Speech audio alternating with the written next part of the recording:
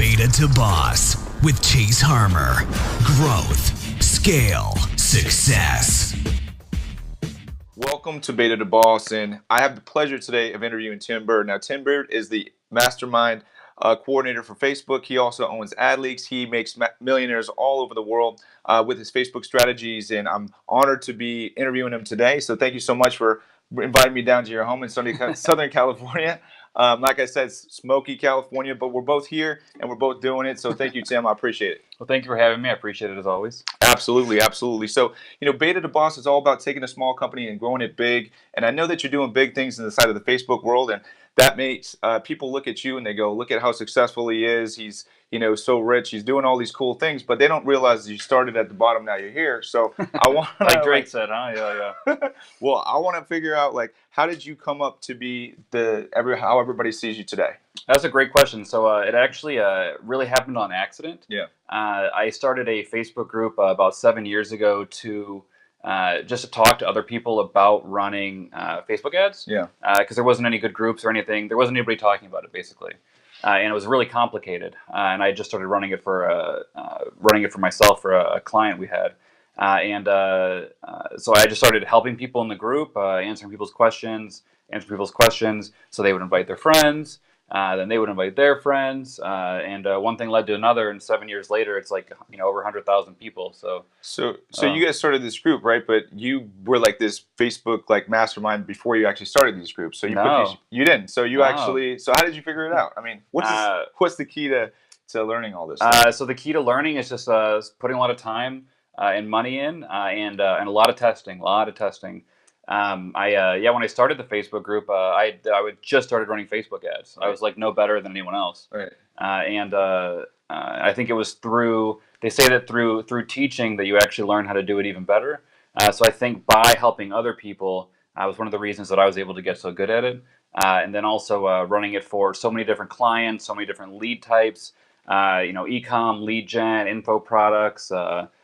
Through doing so many different things, I was able to see what worked in general, what worked for certain niches, and then through helping other people, I was able to see kind of what was working across the board also. Do you have to be a certain type of personality, there's a certain type of mindset to actually be dominant online? Because I look at it, and to me, it's like a foreign language, right? I have guys that help me with all of the Facebook strategies and social media strategies, and I feel like it's so complicated, I don't even know where to start. So can a common guy like me figure it out? Is it possible for me to be a Facebook genius? A guy like you could totally figure it out. It really just takes time and persistence. Yeah. And as long as you're decent at, you just have to be good at one of a few things. It could be either being really creative, which I get the vibe that you're very creative, and obviously you need persistence, which you definitely have that. And then if you're good at analyzing data, even to some extent, that's very helpful. But you don't have to have that part. You just basically need to be really good at the creative side, or really good at the data side, right?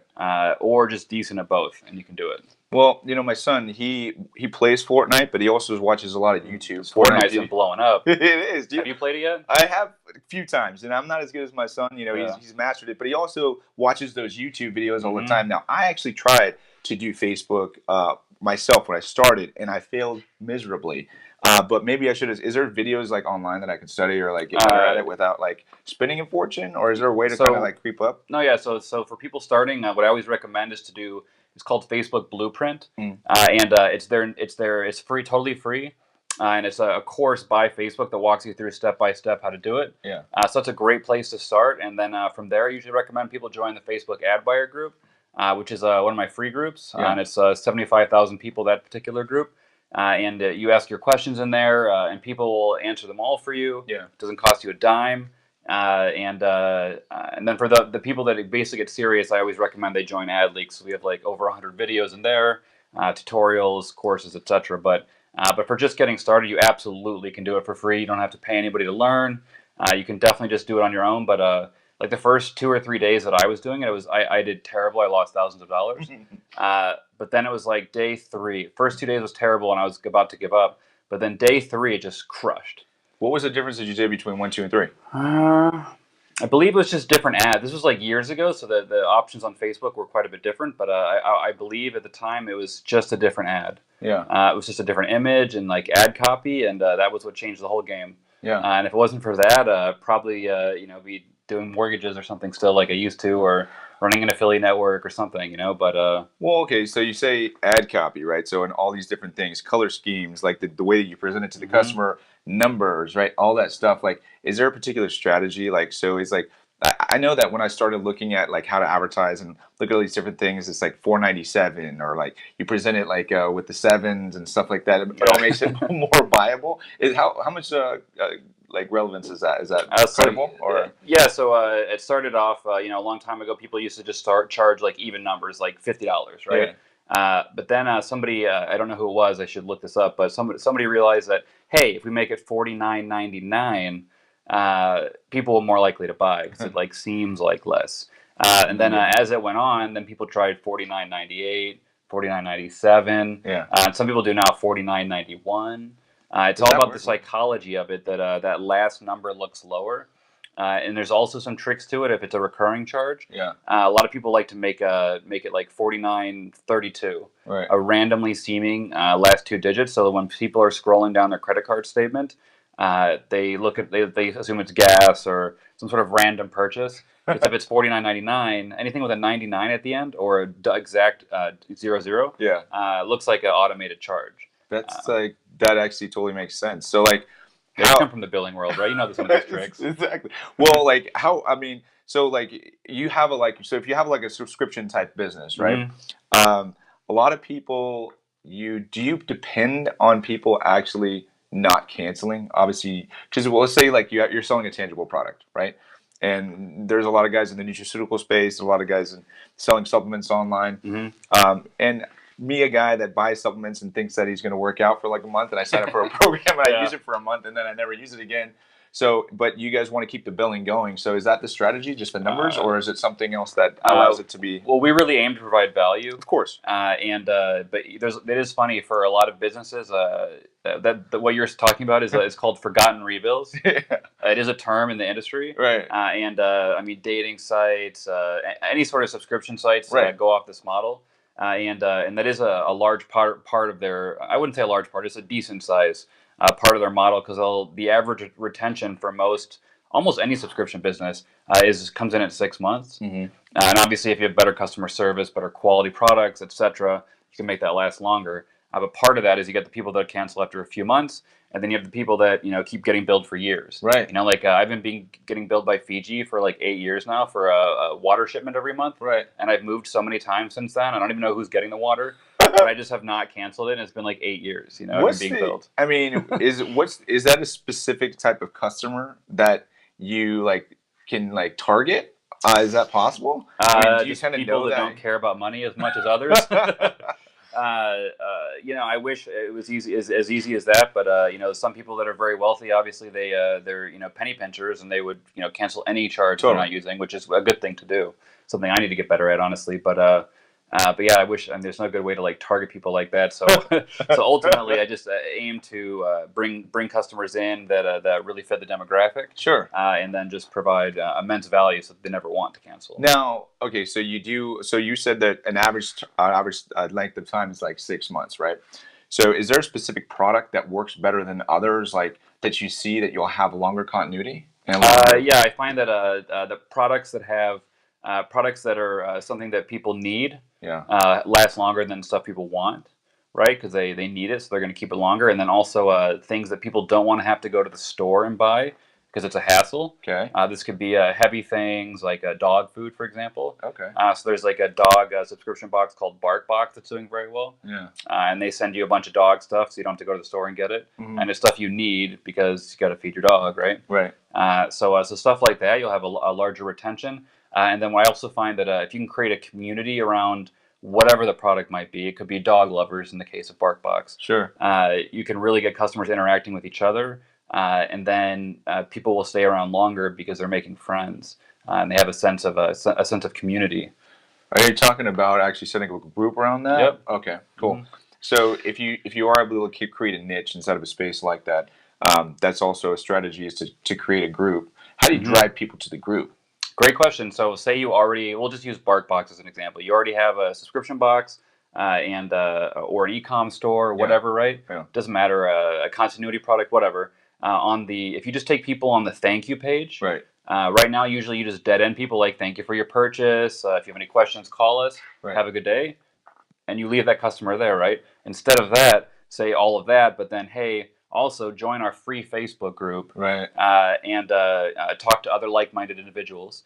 So that you get them in there, and then also from your automated emails that are saying your thank you emails. Right. So just from the traffic that you might have already going, or from customers you already have buying, if that's even just 100 new customers a day, building your group up 100 new people a day is unbelievable. The growth that you can get. I mean, it took me organically. I think it took me a year to get to 1,000 people in my group, first group, and then another year I got to like 3,000. Another year I got to 5. Right. It was very slow going. So when you can add 100 or even hundreds of people a day, you can grow really quick. Is there, because there's all these new social media platforms coming out, and Facebook's obviously one of the biggest monsters out there. So obviously there's a lot of people out there that you can target, but is there other social media platforms that are just as good as Facebook or maybe close to that? Great question. So one reason that Facebook's so powerful is the detailed targeting that you can do. You just can't do that on Google. On Google, you can only target by the keyword that someone's typing in, which is great in some cases, but Facebook is looking at hundreds of different signals of what other sites people are looking at, what kind of pages they like, even stuff like what they're saying in Messenger sometimes. So the level of targeting is just unprecedented. You don't really have that anywhere else. Yeah. You have Snapchat, which is pretty decent, but you're looking at more of like an 18 to 35 demographic there. Right. And you have some of the same targeting options as Facebook, some. But not as many. And then you have a display like banners. Yeah. And the targeting there is usually just like a category like health and beauty, and like that's your choice, Right. Facebook is definitely the best one, and then Instagram is probably the next best. It's got a huge following still, and it carries over a lot of data from Facebook.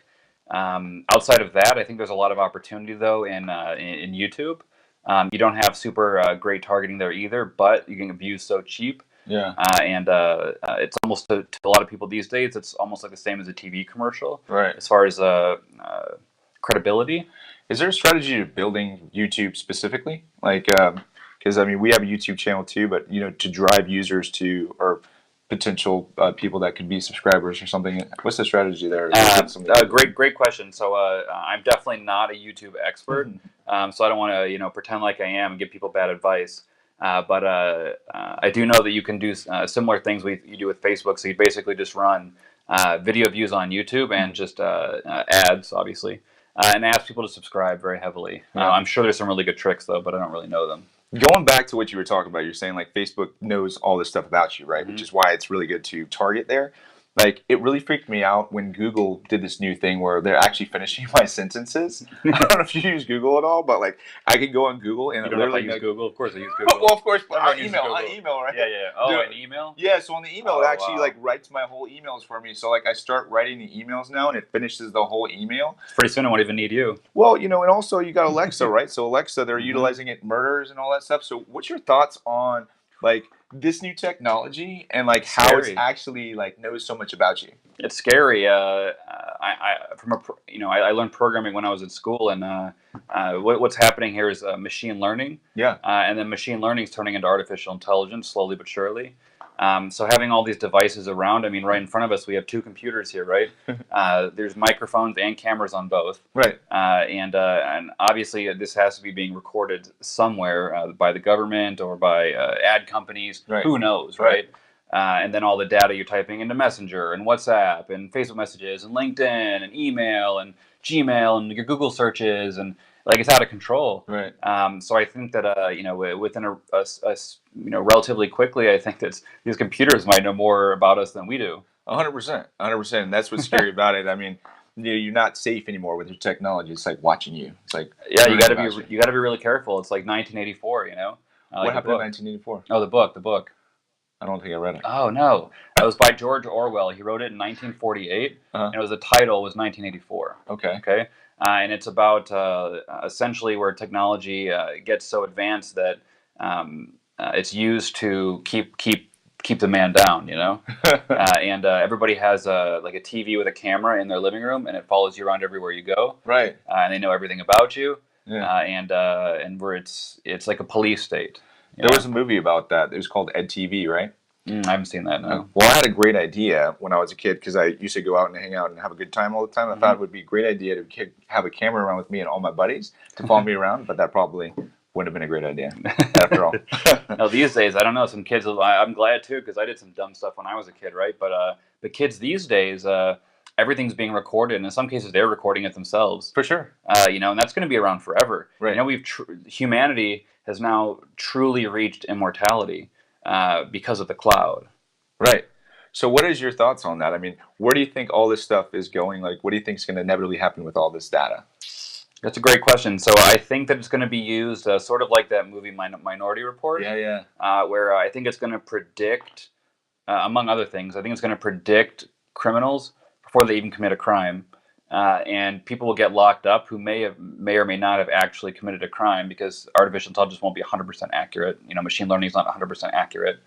You know, I think it's going to be also used to, you know, if we're going to insurance rates, driving, you know, driving discounts, what hotels we can go to, what clubs they let us in at. I think it's going to dictate so many things, Right.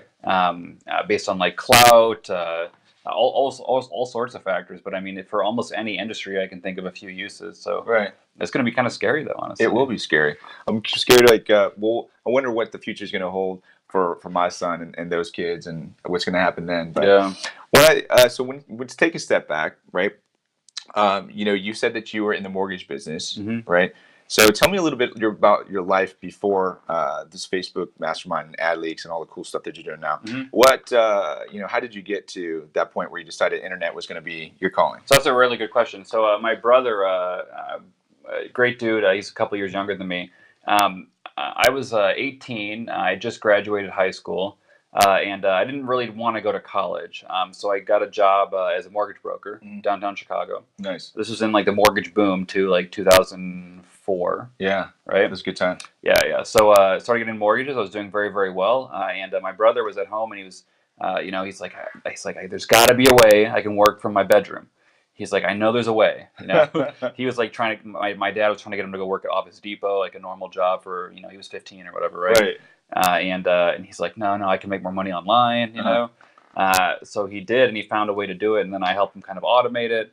And you know, this is kind of in my spare time. And then one thing led to another. I ended up starting an affiliate program, affiliate network, and it just kind of really went from there. So you were an affiliate before you, and so that how did that transition from you to kind of like building this platform to becoming an affiliate? What happened there to make you think that you could start an affiliate business to like start getting people to actually run ads and all that stuff? So it was actually I was an affiliate for 2 days, and I did so good at it that the owner of the affiliate program at the time called me and said, "Hey, whatever you and your brother are doing is like amazing. Can you teach other people how to do it?" And I was like, "Yeah, sure." So me and my brother wrote like a little simple like Word document, like, you know, 3 pages, like very, very amateur, you know. And then we were hitting job ads on Craigslist and other sites. And then when people would message back, we'd send them the how-to. And charge them? No, we were doing it for free. Okay. You know, we make money if they got sales. So yeah, let me back up a little bit. The owner of the affiliate program said, "Hey, you know, you guys get $20 a sale if you make a sale currently." He's like, "How about this? You teach other people to do it. We'll give you $5 a sale for every sale they get, and they still get 20." Yeah. So we're like, awesome. You know? So then we did all that. We got people making sales for us. Then we negotiated up to $10 a sale. Instead of 5, and then from there they wouldn't go any higher, so I had to go and start my own. Yeah, no, that totally makes sense. What was the niche that you were doing? It was like a dating That's dating sites. Oh, it is. A lot of people want to date online. It's evergreen, yeah. Were you doing it like for like Match.com or something? Or It was all sorts of sites. You know, Match, eHarmony, OkCupid, Zeus, all those sites. Yeah, for sure. So, okay, if you had your like last $50, do you think that you can build it up into this $1 million empire again? Do I still have all my If you- groups? No, like if you had to start from scratch, right? And Okay. all you had was like, let's say we'll give you like $250. Thanks. Yeah. Thanks. 250 bucks. And do I have a computer or anything? Of course, you have a computer. Yeah, I mean, Okay. you have online, but can you build? Can you take that $250, and how long would it take you to make that into, an empire where you can actually grow it and scale it and do what you? How long do you think it would take you to do that, and can you do it? Well, first I'd have to go to friends and family and see if I could get a loan or something, business loan. I go cheating, try to man. get business funding, and then I could do it quite a bit quicker if I was forced to do nothing for that 250 bucks. Whew, that'd be tough. I mean, I guess I would start a store or something, maybe an e-com store, and then I would do only retargeting with that money. Okay. So the like retargeting, $5 a day. just for a retard like me, what is retargeting? What do you So retargeting is just when somebody hits your website, Mhm. and then whether they buy or don't buy, you can start showing them ads basically anywhere they go on the internet. Okay. And that's usually your best use of money because the highest cost is usually to get that person to your site the first time. Mhm. So if you've already got that, maybe you got an active Instagram, or you're going in groups and posting a link. There's a lot of ways to get like organic traffic, it's called. Mhm. And that's like you can't do massive scale with that, but with 250 bucks, I'd be looking to make more money quickly to be able to do larger things. So I'd be spending, $5 a day on retargeting anyone that comes to my site through Instagram or through groups or through anything else. Mhm. And then usually you can make a 5 times or more return for your dollar on retargeting. So that brings you to, I guess, my next point, right? So, like, it obviously costs money to build a business online, right? No matter what you're doing, if you're selling tangible products, you have to utilize a fulfillment center, paying somebody, but you have to buy the traffic, you have to get customers in the door. Is there a free way to actually build, like, Mhm. a company, like, strong and, like, do it, like, in a short amount of time? Yeah, I mean, you can get a programmer, for example, to work for a percentage of But the. you have to pay for. Oh yeah, okay. No, there you work go. for a percentage of the company. Okay, go. And then boom, your programming is free. You can get a server for as low as like $5 a month, Oh. so you have like somewhere to put the website. Right. Or your coder might already have one, so you can save money there too. And then it depends what you want to do. But yeah, you could also get pre-sales, and you could pre-sell. That's actually not a bad idea. You could actually pre-sell a product that you want to release and charge people upfront a lower fee, kind of like Kickstarter or something, Yeah. right? Same concept.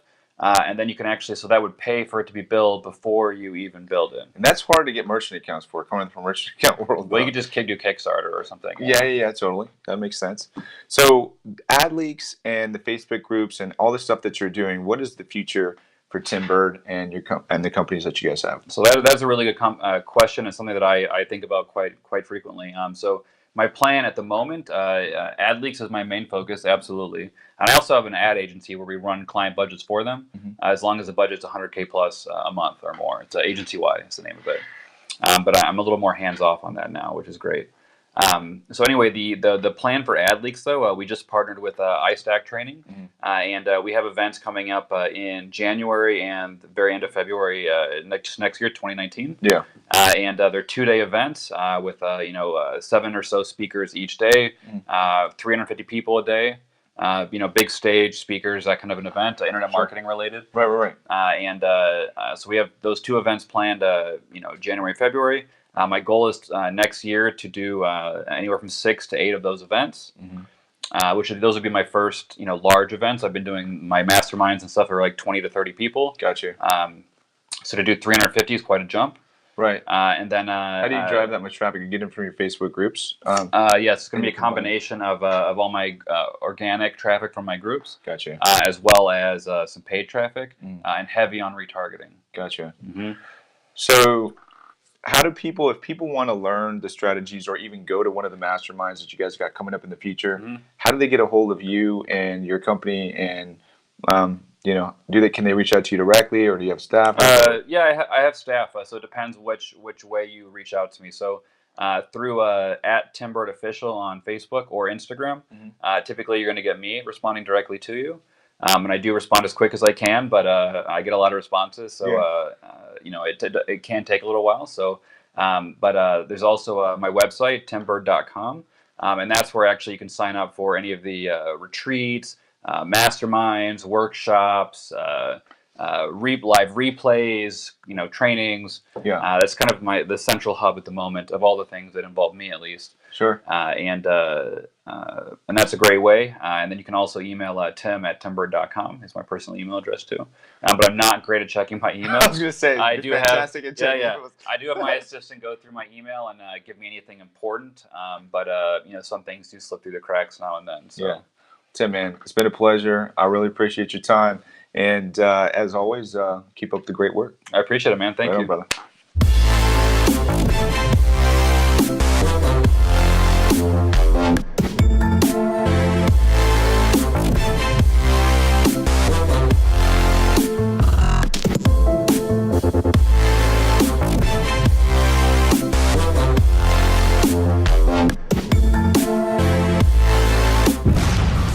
Beta2Boss with Chase Harmer. Growth, scale, success.